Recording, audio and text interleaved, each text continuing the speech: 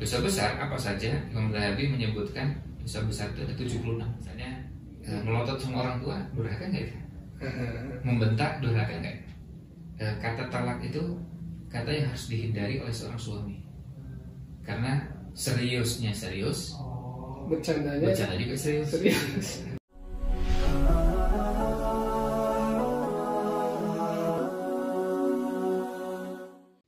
Baik sahabat pejuang kebaikan, luar biasa ya, barusan kita bahas tema tentang bagaimana berjuang mencari ilmu ke negeri seberang ya, luar biasa. Dan ini berdasarkan tadi sebuah hadis yang disampaikan Ustaz Ridwan bahwa ilmu itu kewajiban bagi setiap muslim. Nah mungkin kita perlu nih penjelasan sejauh mana sih ilmu itu dikatakan wajib menjadi kewajiban buat seseorang. Ya, baik. Kalau berkaitan dengan tema itu kita bisa angkat dari sabda Nabi SAW, "Thalabul ilmi fardhatun 'ala kulli muslim." Hadis ini terdapat di Sunan Ibnu Majah dan tidak ada di Sahih Bukhari, Sahih Muslim, Sunan Abi Dawud, Sunan Tirmidzi, Sunan Nasai, tapi adanya di Sunan Ibnu Majah. Redaksinya "Thalabul ilmi fardhatun 'ala kulli muslim." Menuntut ilmu itu wajib bagi setiap muslim. Dan menuntut ilmu yang wajib bagi setiap muslim itu berarti kita bisa pahami dua hal di situ. Pertama, bahwa ilmu itu harus dicari, wajib. Dan yang kedua, ada ilmu yang masuk kategori fardu ain dan ada ilmu yang masuk kategori fardu kifayah. Dan dari hadis itu, karena tidak mungkin semua ilmu statusnya fardu ain, jadi harus dipelajari semua, nggak mungkin. Dan semua orang wajib mempelajarinya juga nggak mungkin. Nggak akan kuat ya. Ya, mustahil gitu. Misalnya, apakah ilmu mustalah hadis, ya, apakah ilmu tentang ilalul hadis atau takhrij hadis, apakah itu wajib masuk kategori fardu ain yang semua muslim harus belajar? Itu tidak. Tafsir misalnya, dalam ulumul Quran kita kenal ada beberapa sub bahasa di ulumul Quran. Kan nggak mungkin semua cabang-cabang itu sini mendalami tentang asbabun nuzul, tentang nasih masuk dan yang lainnya. Apakah itu masuk kategori ilmu fardu ain? Tentu tidak. Nah, berarti dari situ selain belajar itu wajib, yang kedua ada ilmu fardu ain dan ada ilmu fardu kifayah. Kalau ilmu fardu ain itu berarti adalah untuk masing-masing pribadi. Semua kita muslim, muslimah, apapun profesi kita wajib. Jadi misalnya kalau sudah bicara yang fardu ain begini, mau Anda sebagai dokter, Anda sebagai apoteker, Anda sebagai seorang ahli bidang teknik industri, teknik mesin, teknik inden itu sama. Nah itu fardu ain begitu. Cara mengetahui itu ilmu fardu ain atau bukan gimana Ustaz? Nah kalau lihat penjelasan beberapa ulama, ada beberapa penjelasan tentang makna ilmu fardu ain. Salah satu diantaranya ilmu fardu ain itu ada yang menjelaskannya 3. Yang pertama rukun Islam, yang kedua rukun iman, dan yang ketiga hal-hal yang dilarang dalam agama.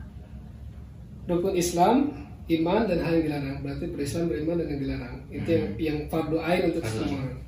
Jadi semua kita harus tahu rukun Islam, semua kita harus tahu rukun iman, dan semua kita harus tahu hal-hal yang dilarang dalam agama sehingga bisa dijauhi.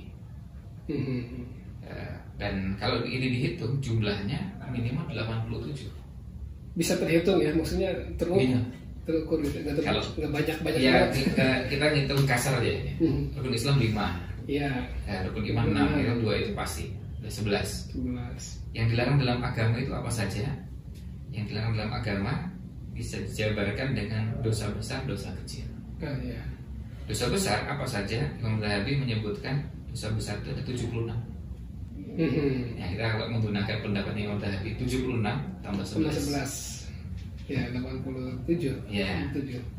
Itu dosa kecil nggak kita masukkan. Itu baru dosa besar ya. Jadi dosa besar yang dikumpulkan oleh Imam Zahabi dalam Al-Kabair ini ada 76. Nah, berarti itu yang perlu diketahui. Sehingga dengan kita mengetahui itu, maka kita menghindari. Misalnya durhaka pada orang tua itu haram. Itu termasuk yang dilarang. Poin 3 tadi. Kan di rukun Islam nggak ada, rukun iman nggak ada. Tapi durhaka pada orang tua itu dilarang. Maka kita wajib mengetahuinya, dan dari situ setelah kita tahu, berarti kita harus menghindari jangan sampai durhaka pada orang tua. Tentu idealnya sampai pada bisa menjalankan hal tersebut dengan benar. Misalnya yang masuk kategori durhaka pada orang tua apa sih? Nah itu yang perlu dipelajari. Karena kita nggak cukup hanya mengatakan ya durhaka pada orang tua, tapi seperti apa gitu kan nggak tahu, nggak jelas. Iya. Misalnya melotot sama orang tua durhaka nggak itu? Membentak durhaka nggak? Atau misalnya kita berkomentar pada orang tua dengan mengatakan itu masuk durhaka apa enggak ya? Detail-detailnya dibahas ya. Ya. Jadi sebenarnya dengan mengetahui tadi 87 ya, minimal 87 perkara itu sebenarnya udah cukup untuk seseorang ya bisa selamat dunia, selamat akhirat itu ya. Minimal ya. Karena kan itu fardu ain ya. Ya. Itu artinya untuk untuk memilih jalan selamat paling tidak apa yang harus dikerjakan dan apa yang harus ditinggalkan itu selesaikan untuk ukuran pribadi. Tentu nanti kalau seseorang berada pada posisi tertentu ada tambahan lagi, itu sesuai dengan kondisinya. Misalnya gini, saya sekarang menjadi seorang ayah. Nah, nanti berarti kewajiban seorang ayah beda dengan kewajiban seorang muslim yang bukan sebagai ayah. Iya. Bisa bertambah lagi. Lalu saya sebagai seorang pemimpin, saya misalnya kepala daerah atau seorang pemimpin di sebuah wilayah. Nah itu beda lagi gitu. Yang harus diketahui berarti harus ada tambahannya. Yang harus dijauhi ada tambahannya. Tapi kalau yang tidak berada pada posisi itu berbeda. Tentu juga sama untuk wanita, seorang ibu ya. Kewajiban yang harus ditunaikan, ada hal yang harus ditinggalkan. Nah itu tambahan ilmunya. Seperti misalnya gini, kan kalau orang belajar tentang talak ya, dalam kehidupan rumah tangga, kata talak itu kata yang harus dihindari oleh seorang suami, karena seriusnya serius, bercandanya juga serius. Nggak bisa main-main bilang sama istrinya saya cerai ya, itu main-main serius jadi. Nah itu termasuk ilmu yang harus dipelajari. Nah itu belum masuk di tadi. Di poin-poin tadi belum masuk karena nggak ada itu di rukun Islam, nggak ada di rukun iman, nggak ada di 87 juga, di 76 tadi nggak ada. Itu dosa besar karena dia nggak masuk dosa besar secara umum, tapi bagi suami harus tahu. Ya berarti kalau lihat dari poin tadi kan berkaitan dengan agama ya, yang fardu ain itu ya. Iya. Kalau misalnya dengan kemampuan kehidupan umumnya itu ada yang jadi fardu ain nggak? Maksudnya sesuatu yang wajib dipelajari gitu ya. Ketika orang misalnya butuh makan, dia perlu makan, itu hal-hal tentang makan jadi fardu ain itu dipelajari nggak sih? Biasanya kalau di penjelasan dari 76 itu bisa masuk. Bisa masuk ya. Karena nanti ada yang berhubungan dengan misalnya makanan halal dan haram. Tidak boleh makan haram, tidak boleh judi, tidak boleh riba, tidak boleh berzina, nggak boleh berbuat dolim, nggak boleh menyakiti, nggak boleh curang, nggak boleh. Nah, itu yang nggak boleh itu sebenarnya masuk di situ. Biasanya kalau itu masuk larangan ya. Iya. Biasanya sudah masuk di 76 itu. Sudah masuk dengan kehidupan sosial juga ya, masuk dengan tetangga, dengan tamu, itu nanti masuk di dalamnya. Masuk ya segala bentuk kejahatan, kezaliman juga bisa masuk di dalamnya. Kita bisa pemuda gitu ya, sudah sekolah sudah, terus dari orang tua sudah tidak dinafkahi gitu, misalnya udah lepas orang tua, udah bisa mandiri. Terus kita belum bisa menghasilkan apa-apa gitu kan, karena kita belum punya ilmu misalnya, atau mungkin sekolahnya di sini tapi dia belum menemukan tempat kerja yang cocok dengan sekolahnya. Nah ini kan termasuk maksudnya apakah itu termasuk ilmu yang misalnya dia belajarnya sesuatu misalnya teknik gitu ya, kemudian dia pas kerja itu sebenarnya bukan kemampuan teknik yang dibutuhkan. Nah sekolah jadi teknik itu jadi fardu ain nggak sih? Kadang nggak jadi kebutuhan dia sehari-hari. Oh iya.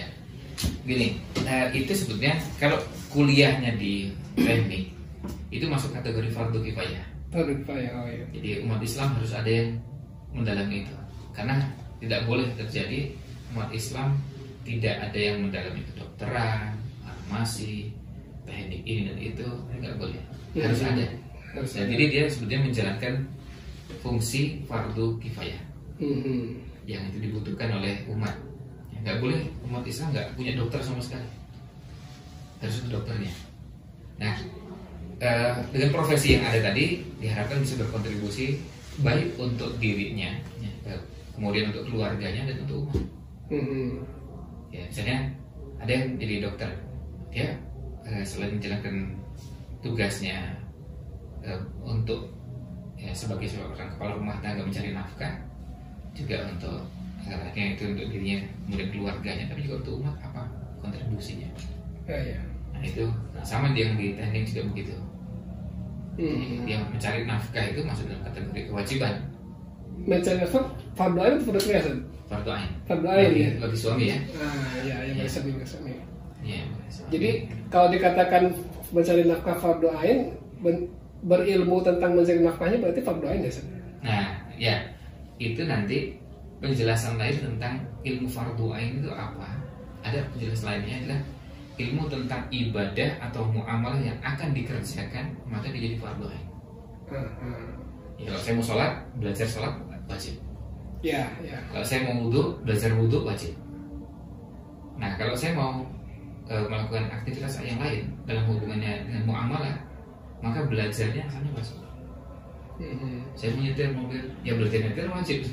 Ya. Ya, supaya tidak membahayakan orang lain, nggak nabrak.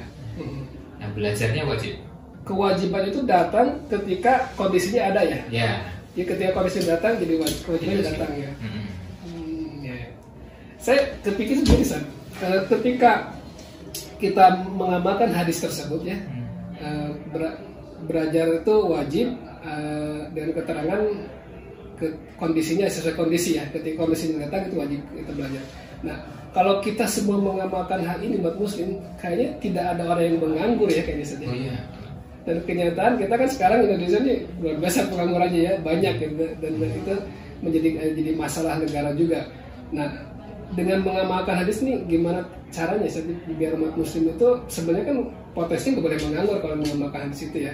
Jadi tapi masalahnya itu yang sekarang Anda lihat gitu ya, dari segi dunia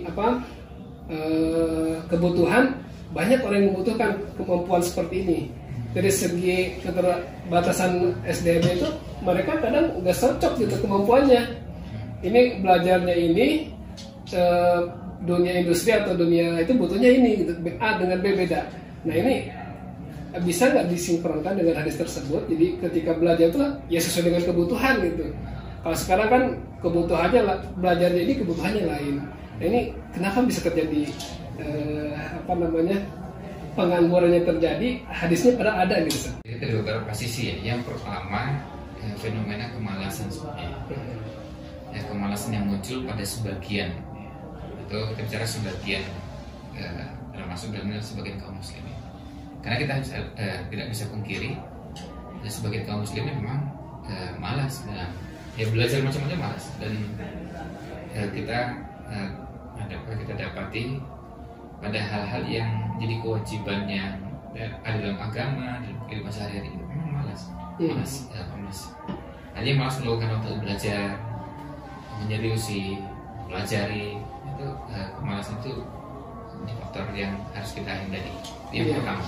Yang kedua, ada kebutuhan itu yang kebutuhan di pasar, di lapangan, dan ada kebutuhan yang dan itu biasanya jangka pendek, tapi juga ada kebutuhan bisa jangka menengah dan jangka panjang. Bisa jadi yang kita pelajari itu kebutuhannya untuk jangka menengah dan jangka panjang. Kadang ilmu yang kita pelajari belum dibutuhkan sekarang. Iya.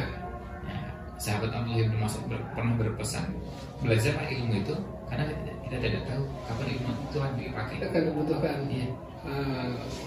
Ya, kita belajar fikih gitu. Yang satu-satu yang belajar fikih apa? Belajar fikihnya menunggu ditanya dulu, baru belajar kan enggak? Nggak perlu ada masalah dulu baru belajar. Kan setelah belajar ternyata baru tahu yang banyak masalah itu di sininya. Iya. Ini belajarnya padahal dari A sampai Z. Tapi yang banyak yang ditanyakan tuh mulai dari H, I, C, K. Ya. Yang banyak ditanyakan itu. Yang lain ini A, B, C, D nggak pernah ditanyain. Pernah belajar. Ya tetap belajarnya dari semua. Karena itu juga nanti membentuk kerangka berpikir, pemahaman tentang konsep ilmu itu. Kalau dari segi prioritas yang mana dulu? Misal ini ke depan nih 5 tahun lagi kita akan masuk dunia IT misal. Tapi sekarang kita butuh makan gitu, dan di depan tuh ada kolam ikan misal. Kita belajar dulu mancing atau belajar IT gitu sih? Sebetulnya gini nih, Allah tuh menciptakan manusia punya kemampuan untuk berpikir secara mendalam dan berpikir menggabungkan antara bagian dan bagian. Jadi sebetulnya dua-duanya itu bisa dikerjakan kalau lihat kemampuan yang Allah berikan pada kita. Nah tadi asal jangan malas ya. Nah itu masalahnya. Ya. Masalah utamanya malas. Masya Allah. Baik, nampaknya kita sudah dapat mengambil kesimpulan ya, kita tolabul ilmi itu kewajiban, dan malas itu salah satu musuh utamanya ya ketika tolabul ilmi. Jadi kalau semuanya bisa dilawan, malas dilawan. Sebenarnya tadi Anda bilang tidak perlu ada pengangguran, tidak perlu ada orang yang tidak bermanfaat, maksudnya gitu ya, dengan biasa bersama. Baik, ini pelajaran yang kita dapatkan dari Ustaz Hamidi, mudah-mudahan banyak manfaatnya yang kita ambil, dan mungkin ada kata-kata yang mau disampaikan sebelum kita tutup. Iya. Pesan singkat tentu berangkat dari hadis Nabi SAW, talabul ilmi faridatun ala kulli muslim. Kita berharap ini menjadi satu prinsip dalam kehidupan kita. Mari kita biasakan untuk terus belajar, dan belajar itu tidak mengenal batas usia. Kita belajar sampai dengan menutup usia kita sampai akhir hayat. Dan hal-hal yang kita pelajari ada dua, ada yang wajib dan ada yang tidak wajib. Nah, kita prioritaskan yang wajib dulu, apalagi fardu ain, baru kemudian kita pindah ke yang tidak wajib. Ini yang dinamakan dengan prioritas atau aulawiyah. Demikian, wallahu a'lam. Masya Allah, luar biasa. Tentunya kebaikan itu harus dengan ilmu ya. Kita tutup ya, salam tujuan kebaikan, kita perkuat ilmu kita. Assalamualaikum warahmatullahi wabarakatuh.